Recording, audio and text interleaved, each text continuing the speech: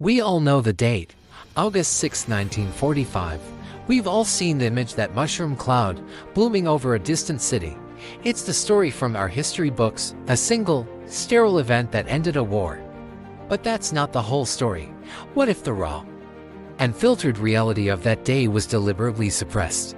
For decades, the most human, the most horrifying, and the most profound truths about Hiroshima were hidden from the world. This isn't a story about generals or politicians. This is about the eyewitness accounts of horrors that were deemed too shocking, too inconvenient to hear. These are the voices of the survivors. A 13-year-old girl, Setsuko Thurlow, was in her school building when the world flashed white. Pinned under a collapsed building in total darkness, she heard a faint voice. A soldier, trying to free her, told her, "Don't give up, keep pushing. See the light coming through that opening. Crawl towards it as quickly as you can." Setsuko crawled towards that light and into a world that no longer made sense, a world that officials would immediately try to sanitize and hide from you. She emerged into a city of ghosts. At 8:15 in the morning, the sky over Hiroshima was clear. For Akiko Takakura, a 20-year-old bank clerk, it was a normal morning. And then she saw it. A sudden, blinding light she described as a white magnesium flash. She lost consciousness almost instantly. For Yoshida Matsushita, a 32-year-old newspaper photographer, the world also turned bright white.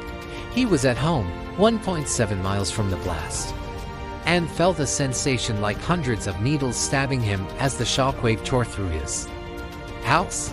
This was the first truth of Hiroshima, a moment of unimaginable violence, a wind that reached nearly 1,000 miles per hour, a heat that carbonized human beings, making them vanish.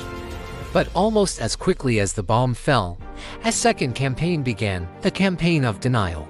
As survivors suffered from a mysterious illness, fever, diarrhea, hair loss, and dark spots on their skin, the official story was one of resolute denial. General Leslie Groves, the military head of the Manhattan Project, was the chief architect of this narrative. He dismissed early reports from Japan about radiation sickness as propaganda.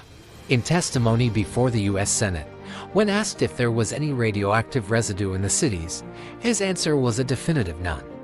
He even claimed that radiation poisoning was a very pleasant way to die. That was the lie.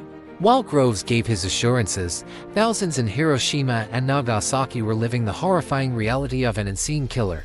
American officials confiscated Japanese medical reports and photographs, classifying them for decades to control the story.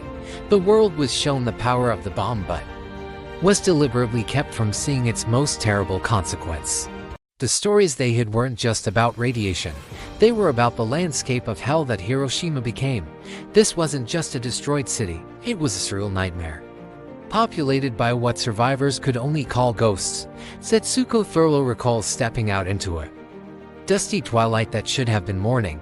What she saw next haunted her for life. Those dark moving objects happened to be human beings, she said. It was like a procession of ghosts. They simply did not look like human beings. Their hair was rising upwards. They were burned and blackened and swollen. Their skin and flesh were hanging, and parts of the bodies were missing. This is the reality they tried to hide. Not just the dead, but the walking dead. People whose skin had peeled off their bodies in ribbons. Yoshida Matsushita, the photographer, grabbed his camera, determined to document what happened. But when he reached the Miki Bridge, the sight was so pathetic, so cruel, that he couldn't press the shutter. People sprawled on the ground, moaning for water. He hesitated for 20 minutes, his viewfinder clouded with tears. The 5 photos he took that day are the only known immediate record of the human suffering at Hiroshima.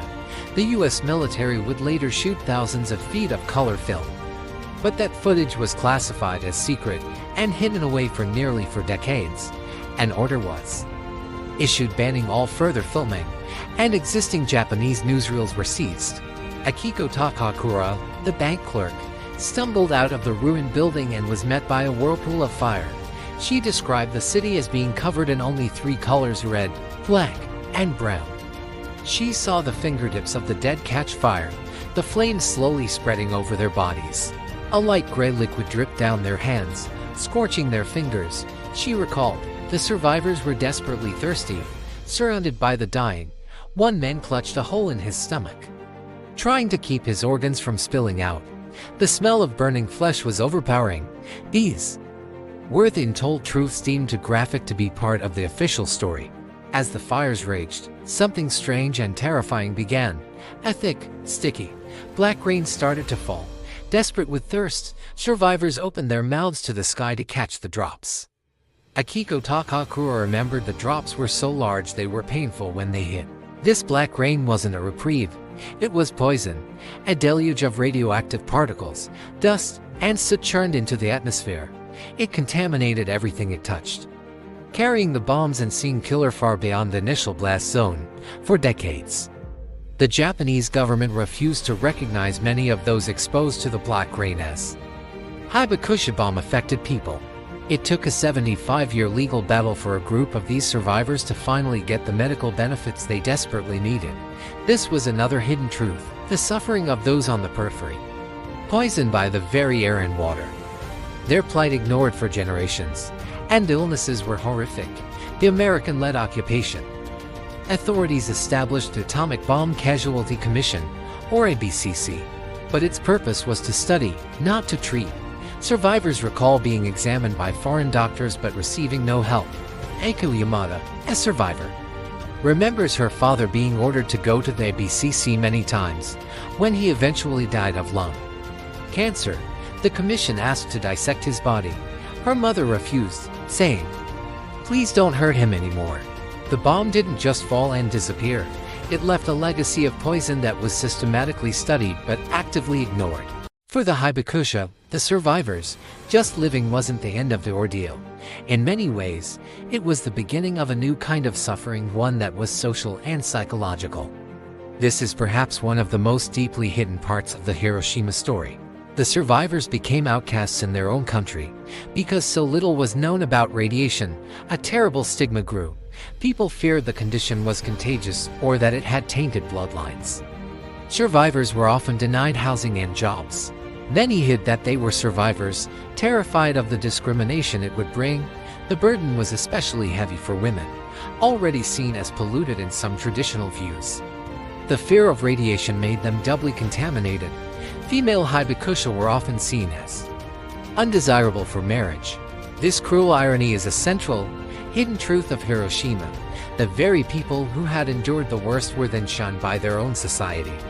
They carried not only the physical scars, the keloids, and chronic illnesses, but also the invisible wounds of isolation and shame. They survived the fire from the sky, only to face a wall of fear on the ground. Facing official suppression, survivors had a choice: stay silent or speak out.